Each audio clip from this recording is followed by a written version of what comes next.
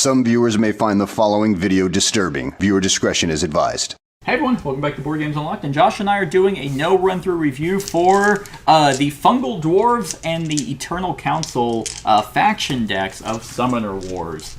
These have been out for a little bit at this point, but I wanted to wait and play them with Josh because he's been in all the reviews for this game. So we have had, I believe, 2 packs that have, or 3 total pairings that have come out. There was a starter set that came with the Tundra Orcs and the Phoenix Elves, and then we had a similar one where it's kind of these 2 packs where it was the Sky Spear Avians and the Cloaks. So I obviously don't keep up with anything on this game, on what these factions do. I didn't play Summoner Wars prior to 2nd edition to know if these were factions in the previous version, in the previous one, or how they played or how good they are.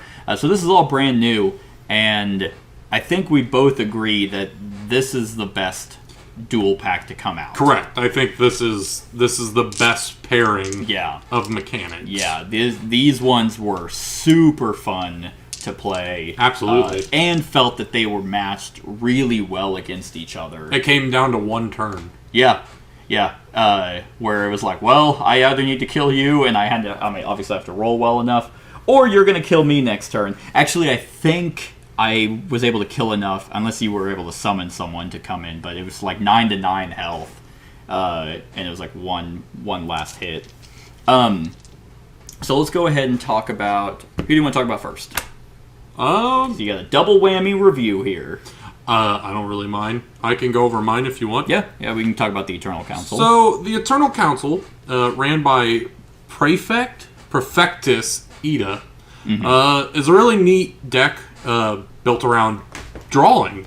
Draw mechanic, coming from a Magic background. Josh. I know. This is why I don't have you on the chain. Coming from a Magic background, one of the greatest things, if not the greatest mechanic in Magic, is getting to draw stuff from your library. It took me so long to learn the saying, if you're drawing, you're winning. Yeah. I'm like, that's not true. And it is so true. Yeah, it is. So it felt really good I sat there and basically milled myself. Granted, you don't lose if you run out of cards, which is very nice. It is very nice, yeah.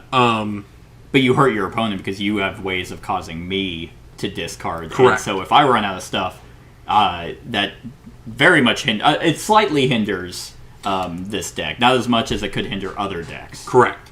I felt that the flow of the game went very well. I felt like my faction was very well put together. It felt balanced to the point I could see combos ahead of most other decks. It was the synergy. They're a lot more nuanced with these two. Some of the ones, the goblin ones, they're just shit out. They're so small creatures that can go over structures. Yeah, they can run past other cards. So some of them are a lot more straightforward. But yeah, these ones had really cool combos. Using boost tokens to keep active abilities in play or active events in play, and then having a champion that says for every 2 cards I have, it gets a strength. And that one wasn't even limited. That one didn't have a max. You're just sitting here. Is that your whole deck? Yeah, hold on, let me count how strong she is. I've got 12 cards in my hand, it's fine. Alright, so she's a 14, and I think I one-shot your summoner. You did. But, theme-wise, it feels really nice. They're an Eternal Council, I assume, has to do with studying and being one with arcane and whatnot. Yeah. So we've got scholars and prefects, dominuses, so on and so forth. All the abilities are having to do with knowledge and learning, seek, psychic assault, using the power of your mind. I thought it was great. Well, the cool thing is both of these factions utilize boost tokens, which obviously other factions use them too, but they use them in vastly different ways. Yeah. I use boosts to keep my abilities around or steal things. Yeah, steal events for me, which again, I feel like that steal ability is a lot better for against other factions. Yeah. Because, for example, one of mine is release the spores, and it says retrieve up to 2 carrier units from your discard pile. Well, the wording on that one doesn't say, like, play the event as if you're the opponent or something. Yeah. So you don't have carrier units. I don't believe so. I'll look real quick. So that one, I mean, you ended up taking one that is really good. But what's interesting is if with that combo, if you had that out and you were doing something that made me discard cards, I could be getting rid of, like, or another faction could be getting rid of really good events. Or the one that would have been way better for you, hell, Demand, getting a second attack. But I think the best one would have been Symbiotic Healing, which heals the damage and boosts each target. So you having more boosts out is just great for you. But no, yeah, I thoroughly enjoyed playing this deck. And I actually really enjoyed yours also. I wasn't playing it, obviously, but your theme, your mechanics all seem to be very cohesive with one another. Yeah, I thought they were a great matchup. You have things that let you play stuff from your discard pile. My deck revolved around me drawing stuff, making you discard things. Yeah, I'd be very curious to know how well these factions go up against others, because, like we said, these seem to have been tailored to fight one another, hence why they're released together. So it's like, oh yeah, you make me discard stuff, but I have ways to play stuff from my discard pile. Not a lot of factions can do that. So I think there's one other, and that's the Necromancer Lich thing. Yeah, he can. So it's like it'd be a lot more detrimental of discarding stuff against other factions. And yeah, I mean, there was one combo you had where it's like, basically you got the move, build, and attack phase, you got to draw a card, and then you placed a boost on another event that gave your summoner an additional attack. And I was sitting there and I was like, oh my god, he has a free shot at my side place. Because he wanted to be in the midst of things. He wanted to be around when his units died so he can boost his units. So I actually got him into the fight really quickly. At the very beginning. Like, I moved him out immediately. But then it was just like, oh, you're rolling 7 dice. That's not good. And then it was... Yeah, then you had the Dominus. Yeah, the Dominus Ovi, which was a strength for every 2. And then you had your other champion. I didn't get to play him, but, you don't have any cards in your deck, boost him, and then for every boost he gets a strength. Yeah. Yeah, which is insane. That feels like... He feels kind of like a late-game champion. Oh, yeah. That's why I burned through all them cards to play him. Right. But yeah, because you're going to have the magic to summon him. 6 for you is not a lot. Nah. But what's interesting is 6 for, it's not a lot for me either, because it's like I kind of want to get rid of cards so I can pull them from my graveyard, rush my summoner out, and then play this and be like, oh, haha, here's my spores that are now out to attack. So now we can go to the Fungal Dwarves, and then we'll rank these at the end. The Fungal Dwarves, like we've kind of talked about, are all about letting your creatures die and then summoning them in. Mainly the carriers, but the spore carriers, because you have events, or I have events that let me pull them out and summon them, and then if they get 3 boost tokens on it, they get killed and they morph into Fungal Beasts. Which is really cool, because Fungal Beasts are a 5 health, 3 attack. That's not bad. However, they kind of deal themselves damage if you don't remove a boost token, so you want to put boosts on them. But then there's a champion called Monstrosity that is specifically, it only costs 3. 13 health, 5 attack, which is insane, but you have to destroy a friendly Fungal Beast that has 5 boosts on it, which is pretty difficult to do, since they have to get rid of boost tokens, otherwise they'll kill themselves. Yeah.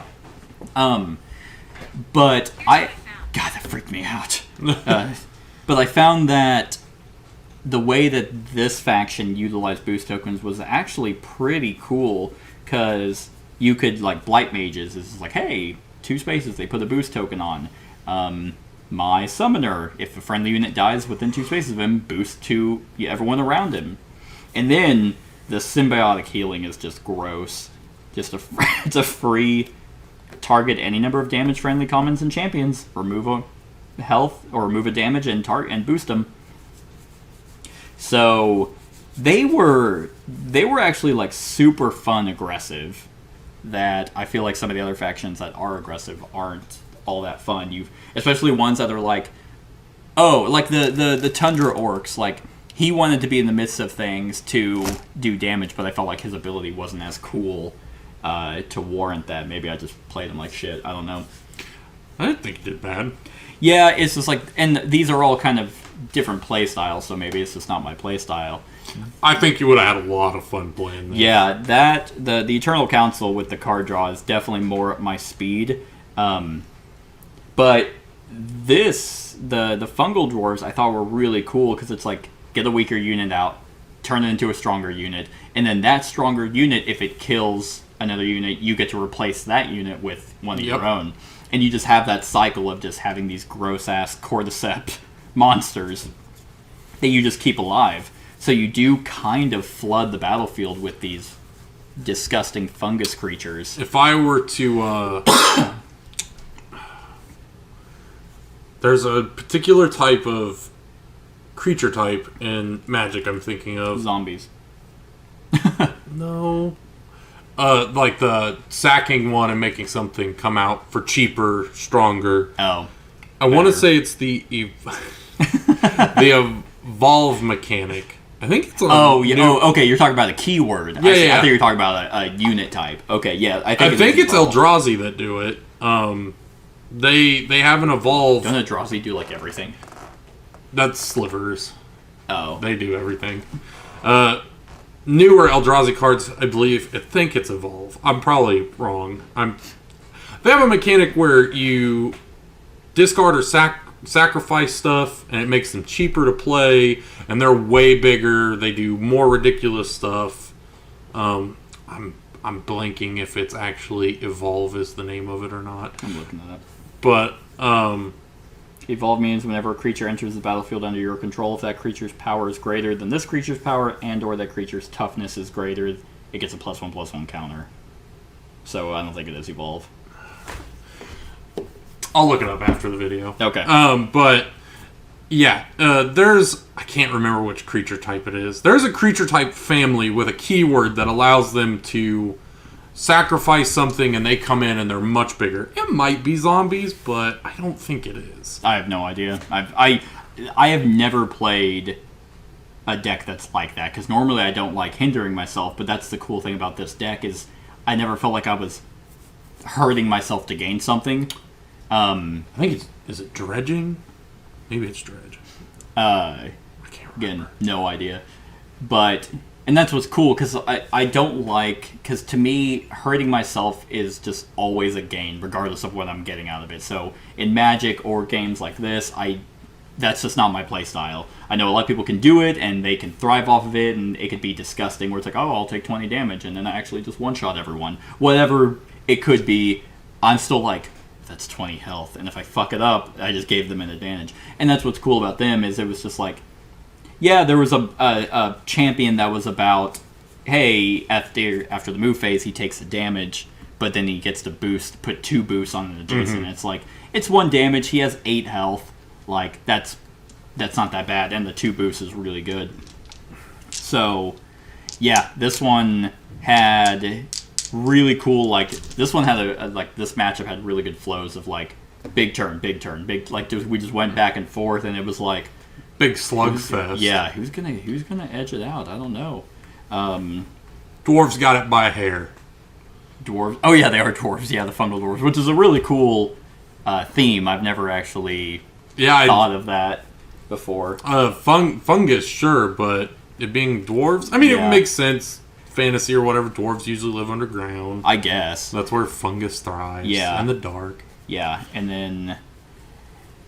Yeah, I mean, that's pretty much it. Like, I'm trying to think of other cards that were just in here. That,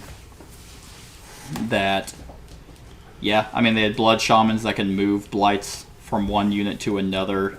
And yeah, I mean, this one was just really great. So, on a scale, oh yeah, give me my event back. Which I don't even think you did. I don't know if you actually used the... I was going to boost my...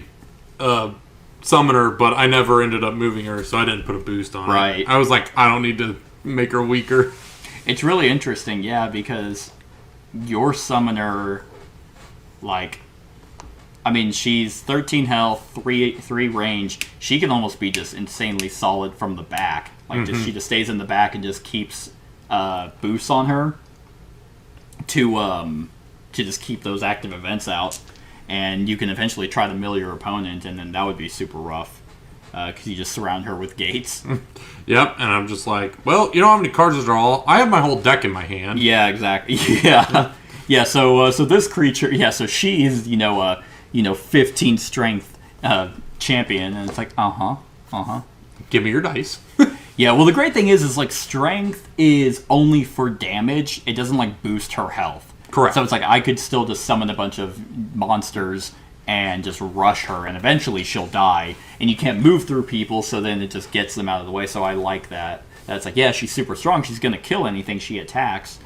But unfortunately, I have just mobs in front of her. That's just, I don't care. Yeah, roll 17 dice for my 2 health. I'm getting tired from all this heavy dice rolling. Or I'll just play, the Phoenix Elves, and I'll have that unit that only takes 1 damage no matter what. Yeah, and, some bullshit. Yeah, and just be busted.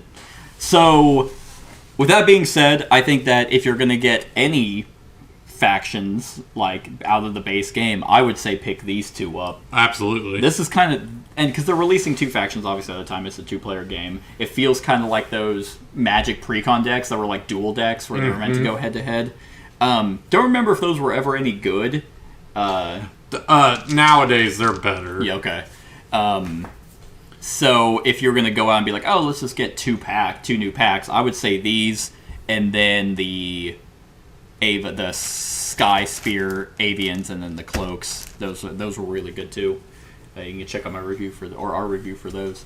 But so on a scale of 1 to 10, what would you? Well, we'll start with me on the Fungal Dwarves. I'm sitting at a 9. Like, I really like the Fungal Dwarves.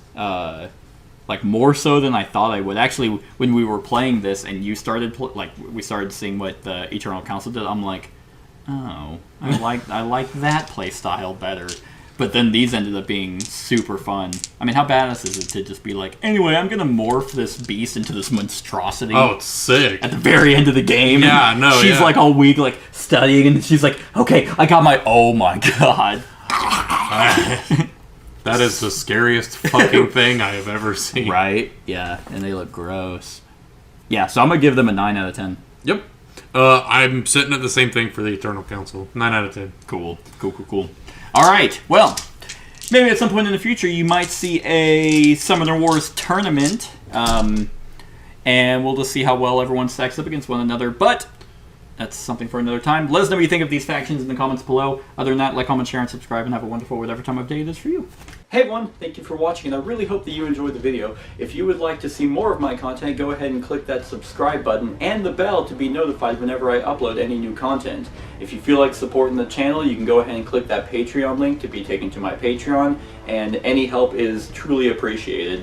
Other than that, stick around for any other run-throughs or reviews or cool top 10s or whatever I feel like putting on. Other than that, like, comment, share, and subscribe, and have a wonderful whatever time of day it is for you.